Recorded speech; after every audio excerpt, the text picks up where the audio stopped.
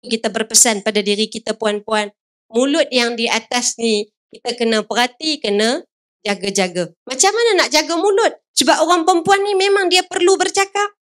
Satu hari berapa kuota kita? 21,000. Orang laki-laki berapa? Satu hari 7,000. Sebab itu kita jangan marah. Suami kita ni, kalau dia pergi program, mana-mana bersembang-sembang dengan kawan dia, balik rumah tak larat, terbaring. Maknanya dah habis kuota dah. Tapi kalau isteri dia yang pergi program, dia bersembang dengan kawan dia macam 15 tahun tak jumpa, balik nanti kat rumah ada lagi tak modal dia? Banyak lagi, bukan ada, banyak lagi. Sebab itu suami-suami jangan marah. Orang perempuan dia perlu bercakap. Orang laki-laki bercakap bila perlu. Ini kita nak uruskan mulut kita ni. Lalu bagaimana kita nak uruskan mulut kita yang perlu bercakap ni macam mana? Pertama, tengok cara Quran guide kita. Dalam bab mulut, Quran kata ada cara yang disebutkan dalam Al-Quran. Bila nak bercakap, ini garis panduan dia. Ada 6. Yang pertama disebut sebagai qaulan karima. Nak bercakap, pastikan percakapan kita itu percakapan yang baik, yang memuliakan. Ini qaulan karima. Ustazah, takkan kami je nak cakap baik? Dia tak cakap baik pun dengan kami. Kami cakap baik dengan dia, dia balas tidak baik pun kepada kami. Sabar, belum habis lagi 6, baru 1. Yang kedua, qaulan layyina. Qaulan layyina. Ini ayat Quran ni. Qaulan layyina ni apa? Perkataan yang lembut. Ustazah, takkan nak cakap lembut je. Tengok tempat. Ada tempat kita kena cakap lembut, ada tempat kita kena cakap tegas. Dia kalau orang telefon dia bukan main. Assalamualaikum. Ya. Letak telefon suami panggil. Ada apa? Itu kan terbalik tu. Sebab itu cara Quran ajar pada kita, tengok tempat. Ada tempat kita kena cakap dengan layyin, lembut. Lembut ni apa makna lembut? Tak menyakitkan hati. Ada orang cakap lembut tapi menyakitkan hati. Letak je lah situ. Takkan awal lagi nak bungkus dah. Tu kan cakap kat Kak Iyam hak suka bungkus tadi tu kan.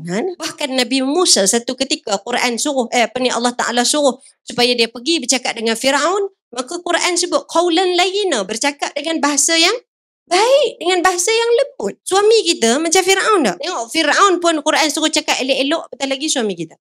Itu qaulan layyina. Yang ketiga, qaulan baligha. Nak bercakap ni, tengok orang perempuan. Hak ni, cara bercakap yang orang perempuan susah nak sampai. Baligha ni maknanya apa?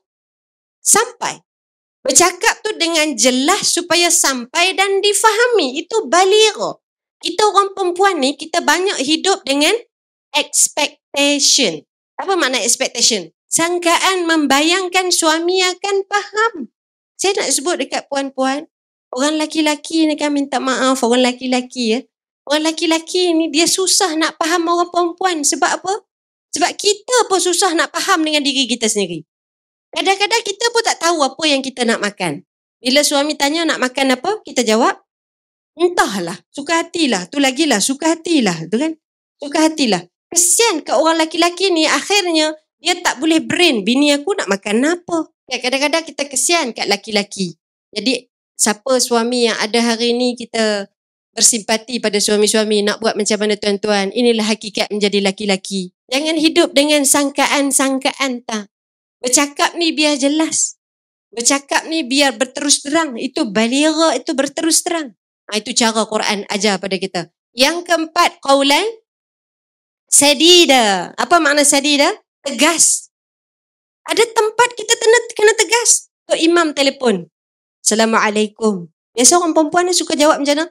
Waalaikumsalam Imam. Lama tak jumpa Mam. Mam apa khabar? Amboi ke main. Begitu ramah dan tamah. Tapi kalau dengan suami ke main marah sangat.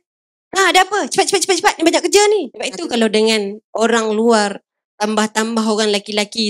Kalau biasa saya sebut kat orang perempuan kan. Cara kita meliuk lentuk. Cara kita melenggok-lenggokkan suara kita itu kadang-kadang pada orang lelaki yang fi qulubihim maradun. Hati dia sakit ni, dia dengar tu dia naik syahwat. Ustazah, yang naik syahwat tu dia, bukan saya.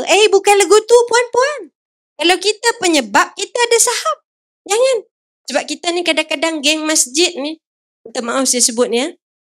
Kita ni kadang-kadang kita tak jaga dalam bab hubungan, dia panggil ikhtilat, percampuran. Sebab itu kena jaga. Quran kata qaulan sadida itu tegas kerana ada orang yang bila dia bercakap menaikkan syahwat pada sebahagian laki-laki yang bermasalah hatinya. Sebab tu kena jaga-jaga. Yang tu yang keberapa?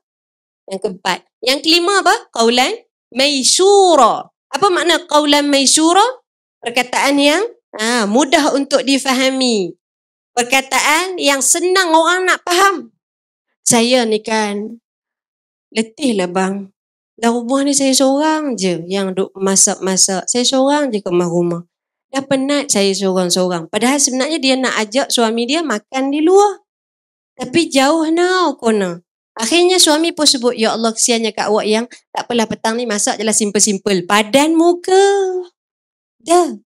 Lain kali awak cakap dengan suami, bang, jom kita makan luar dah. Orang lelaki ni tak sulit pun memahami mereka. Orang lelaki ni sulit tak? Tak sulit dah. Bang, jom makan luar. Kan? Kalau dia tanya, makan kat mana? Lah, murah je dekat kedai mamak tu. Jom. Nanti awak bayar. Itu orang lelaki. Dia kan senang, bukan sulit pun nak difahami. Sebab itu bercakap dia mudah faham. Kita orang perempuan ni adalah sejenis makhluk yang bila bercakap tu, nak sampai pergi ke Kedah, dia pusing punya jauh daripada Johor pergi ke Perlis baru masuk ke Kedah. Itu masalah kita. Betul tak? Kita nak sesuatu tu kita bercakap ni banyak yang bersimpul-simpul. Banyak yang kita simpan-simpan di belakang tak. Cakap berterus terang tapi jangan menyakitkan. Dia punya berterus terang, awak ni nak sembahyang jemaah ni duduk je jauh sikit, bau ketiak. Itu terlalu berterus terang. Jadi akhirnya orang tak datang nak sembahyang jemaah. Ini kita sebut. Sebab itu cakap dengan maisura ini orang faham dan tidak menyakitkan. Lagi yang terakhir, ma'rufa. Alhamdulillah sempat cari di TikTok, di Google, bagus. Yang bawah dapat tak? Qaulan ma'rufa. Apa makna qaulan ma'rufa? Kataan yang baik. Lebih kurang je semua ni. Kenapa ada sampai 6? Tak. Qaulan baligha, qaulan maisura, qaulan layyina, qaulan karima, qaulan ma'rufa, qaulan sadida. Itu Quran kata ini prinsip dalam komunikasi bila bercakap. Kerana itu orang perempuan ini bila kita nak bercakap, Quran letak dah 6. Lalu mulut ini tengok bila nak cakap, kena tak yang 6 ni? Macam mana nak semak tu Ustazah? Tak dah nak semak dah. Mulut cakap dulu, otak fikir kemudian. Ini masalah kita. Sebab itu bila Quran sebut wasari'u, bersegera maknanya nak cakap tu cepat-cepat perhatikan. Boleh? Dapat sesuatu? Dapat apa? Dapat 6 qaulan tadi.